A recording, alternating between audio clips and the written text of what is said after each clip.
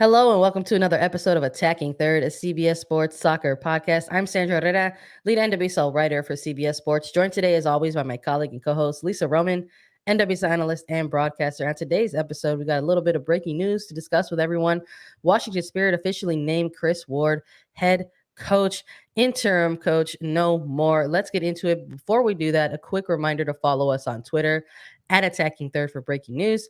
We're also on YouTube, so subscribe so that you never miss a new video or whenever we go live. Visit youtube.com/attacking third. Lisa, Washington Spirit made it official. Finally. Finally, right? We were almost just waiting for this tweet to come out and for this news to hit our inbox because Kris Ward came in August and really took this team to a new level, winning the championship for the club for the very first time in history. But we were just really waiting for this to happen. Every time, Sandra, we did an episode about a new coach announcement or other coaching vacancies, we'd be like, well, Washington Spirit has Kris Ward kind of waiting in the wings. When is he going to take center stage? And it happened Monday after the draft. So interesting enough, we can kind of dive into it a little bit. Yeah, I thought it was. I mean, maybe we could talk about this at the top of this quick episode for everybody. But like one of the things that we were like paying attention to, along with always doing our off-season podcast episodes and talking about the head coaching vacancies, and we would include the Spirit in that because it's like, hey, nothing's been official yet, so we're still considering this a head coach vacancy, right? Even though there had been a lot of like rumors and connections to say like, hey, it's likely going to be Kris Ward who's tabbed in this role, right? But you can't really report on it until it's like mostly official. But even leading into that big week, right, of the draft events where you had the back-to-back drafts of the expansion draft and then the 2022 NWSL draft, everybody starts talking about like who's going to be involved in those situation rooms when you're talking about making those moves. And it was just a little funny to sort of see like on the Spirits social media, like putting up the pictures of like, hey, this is where it's all going to happen, and not necessarily seeing Kris Ward initially, right, in those Twitter photos per se. I mean, just sort of wondering like whether or not maybe they was going to hold off on this announcement, and here we are, right, recording this and reacting to it on the Monday after the two draft events. And I mean, maybe it just kind of makes sense, Lisa, right? I mean, I think it's hard to argue a little bit when you're looking on the pitch at all of the soccer that happened, everything that the team went through when Kris Ward came in and took over, and this trajectory that they just took off on and winning the championship. I think you have to look at that because we saw a lot of coaching turnover during the 2021 season, which isn't that typical. But for 2021 in the NWSL, man, that was the most normal thing we had. And because of that, a coach that comes in August, like Kris Ward, and takes over as interim head coach, and then his record was 9-2-3 after he took over in August. And the two losses that are technically dubbed under him came as forfeitures after COVID protocol breaches from the team. So honestly, he didn't lose a game since he came in. And then he goes on to win the NWSL Championship. I mean, that is very, very, very impressive. It's impressive when a coach can do it, having a team from February or March when the preseason gets going all the way through to November, but to only have a team for 3 or 4 months and be able to go on that kind of streak says a lot about the type of coach he is and really what he observes going from practices to games. Because when Kris Ward stepped into the interim head coach position, the first thing we saw was roster switch up a little bit. He was putting players in different positions, rotating them differently. It really came down to, if you started last week, you're probably not guaranteed to get a start the next week going into the next game. And it's how you do in training. And because a coach that was really an assistant for most of the season and observing what was happening, that's when you get your best ideas. And then when you're just thrown into the fire and you can make those calls and it's your choice, it worked really, really well for Kris Ward. And that's something that is really impressive. That's why this announcement isn't that big of a shock to us or to NWSL fans. I think that's a good point that you bring up, because I think that's one of the things that probably stick out, right? I mean, behind the big shiny trophy, right, that came at the end for them, but the little things in between. and sort of having that adaptability, right, as a head coach, and sort of kind of really being thrust into that position under not the greatest of circumstances and spotlight for the franchise, right, with all of the off the field pitch things that were happening.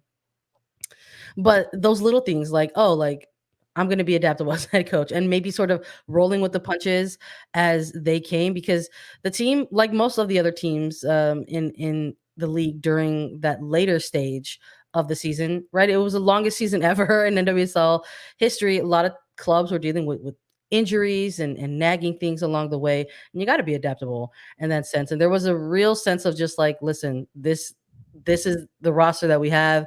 These players are going to be slotted in when needed, and the trust that has to come with that, right? Mhm. When you are sort of putting players in position. I mean, gosh, starting, a young player and someone like, Tara McKeown during the NWSL Championship, it was sort of based on necessity and lack of options, right? But sort of having the trust and faith into to sort of have that player involved in a big game like that is, the payoff was clearly huge, right?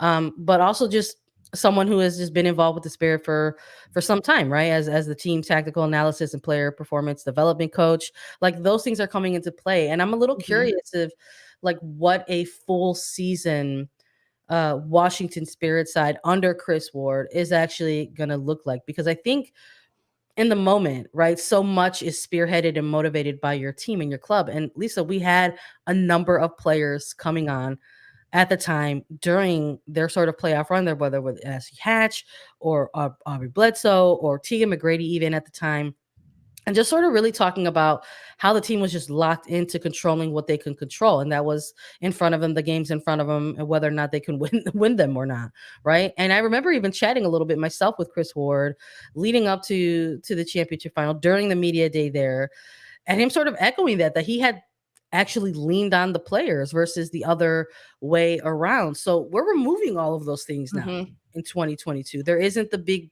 huge, glaring kind of spotlight in terms of, oh, all of this stuff is happening off the pitch. Uh, they're going to have a new head coach. It's official. No more interim tag going into 2022, and they're just coming off of two draft events where they made some deals, acquired some new young talent, and are going into a year that a lot of that many are knowing that, hey, this is going to be a big year for World Cup preparation. Maybe there will be players coming in and out of your team, and so I'm curious to see what a full season Kris Ward led Washington Spirit team looks like. I think everyone is, honestly, because the bar is so high right now for Kris Ward. When you look at what he did in 2021, I mean, having 4 months and then winning the dang national champ or the championship for the NWSL. The bar is very, very high for him. But now to have a preseason and, like you mentioned, Olympic qualifiers, players are going to be in and out. This is going to be a tall task for him. And I think there's a lot of pressure on him to succeed and take his team back to the championship. Of course, every coach wants that, but you have an entire season to do that. That could really help him, or it could be a lot. He has been a head coach before for youth academies, and you mentioned he was with the Spirit before as like the technical and performance coach. He was with the Washington Spirit in the very first year in the NWSL in 2013 as a first assistant for the club. So he's been in a lot of different roles within Washington Spirit.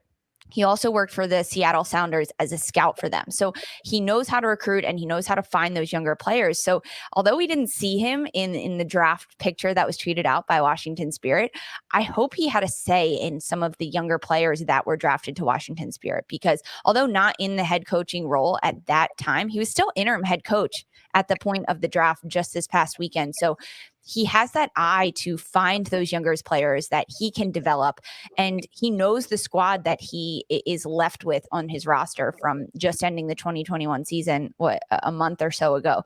So he knows the holes he needs to fill, the pieces he needs, and the different players that can make that happen. I think his experience that he has overall, and what he went through in 2021 in trying to keep the players focused when they step across the white line on what's happening on the pitch, not any of the outside noise with the ownership battles and other allegations happening throughout the league, just keeping them focused on soccer. He did a great job of that. And because he has that experience, it does give him a leg up heading into the 2022 season. Although we hope for no more off the field drama, things happen. Yeah. And he already knows how to deal with that, right? Like That's he's true. I been think that can also be throwing something where it's daggers like, and he's come out on the other side of it.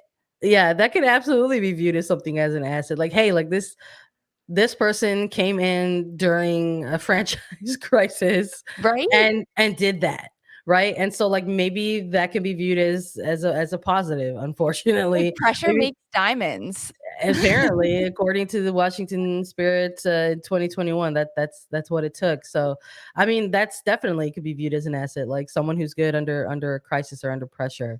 And because I mentioned, yes, I'm looking forward to what a full season Kris Ward Washington Spirit team looks like in 2022 without all of the everything happening around it. But there is still some loose ends I think that need to be tied up, right? There's been a lot of reporting out of the franchise right now, talking about what is the next phase in terms of ownership for this club. That was a bit of an ongoing saga, throughout the 2021 season. One of the many things that had put a spotlight on the club, and there was a little bit of back and forth, right? That was always being reported on in terms of within the ownership group that was currently in place. Steve Baldwin was asked to resign from the players. That took place. He stepped back, and now there's still, even as we're looking ahead to 2022, just around the corner, still ongoing conversations about a new ownership that could come in and buy out a new stake in the team. And the biggest that has been thrown out there and reported on is that why Michelle King, who's currently an investor already within the Washington Spirit, is actually looking to become majority owner of the club, and made a $35 million offer, which is just outrageous by NWSL club standards in the past, in terms of people looking for a comparison. I believe when the OL group came in to partner with Seattle Reign at the time, I think the figure was around 5 million or so. People can feel free to correct me if they like, but you're talking about a huge stark difference in monetary values just from 2 years ago to now, with Michelle King valuing this franchise at that double digit number. So we'll see what happens. There's been other reports out there that there were additional groups uh sort of in the mix, but that they have actually pulled out. So as of this recording, again, there's yet to be an update on that as well. So while this is, congratulations to Kris Ward, there is still some business to be handled for Washington Spirit, and we'll have to keep an eye on that too, right, Lisa? We will. And when this news kind of came out that it was still available to buy the team, and they haven't sold to Y Michelle Kang yet, they kind of said, hey, we're going to try to do it by the end of the year, but hey, we're deep into December at this point. So I'm not sure if that's going to happen by the end of the year. I don't foresee that happening, but that's just within Washington Spirit. Hey, at least they have a head coach, permanent head coach. They can start moving forward with that in Kris Ward, because there are a few other teams in the NWSL that can't even say that. I mean, Chicago Red Stars, their former head coach Rory Dames resigned the night of the championship, and then came out allegations of abuse from him and investigations there. But Chicago Red Stars did make an announcement just about a week ago, last Monday, before the draft, that the club was underway searching for a head coach, and they hoped to make that announcement in January of 2022. So hopefully we'll see more coaching hires across Chicago Red Stars. And Kansas City Current, they are still without a head coach. Former head coach Hugh Williams, who was the 2021 coach, he stepped down at the end of the 2021 season and really moved his way into the front office. He was in the Kansas City Current media room for the drafts ahead of both of them as a front office staff, and Hugh Williams. But Kansas City still has not announced a head coach either. So a few vacancies still out there in the NWSL. Hard to believe that we're literally 10 days or so away from the new year, and there's still a couple head coaching vacancies out there. Well, we'll see what happens. I thought Kansas City did a good job in their draft that took place recently. Chicago Red Stars as well, trading out of the expansion draft, right? Looking ahead to that draft, and then picking up some more offensive pieces that they're looking to probably develop with the team. But Chicago Red Stars also putting out a statement saying that their goal is to have a head coach in place. They kind of are putting a timeline on it, around January, clearly before any type of preseason or players have to report into camps and stuff like that. So we'll see. Those are the last two that we got to keep an eye on, Lisa, and we'll be keeping everybody up to date and ahead of all the news on that. I want to thank everybody for listening and joining us as always on our first reactions to this news. If you've enjoyed what you heard, you can follow us on Twitter at Attacking Third. We're on Apple Podcast, Spotify, Stitcher, wherever you listen to your podcast shows. You can leave us a 5-star review on Spotify. And if you have any questions for us, you can leave us a 5-star review on Apple Podcasts with a question. And Lisa and I will answer as part of our mailbag segment. We're also available as video, so subscribe to us on YouTube. Visit youtube.com/Attacking Third. And we'll be back on Wednesday with more exclusive interviews in the NWSL. For Sandra Herrera and Lisa Roman, this was Attacking Third.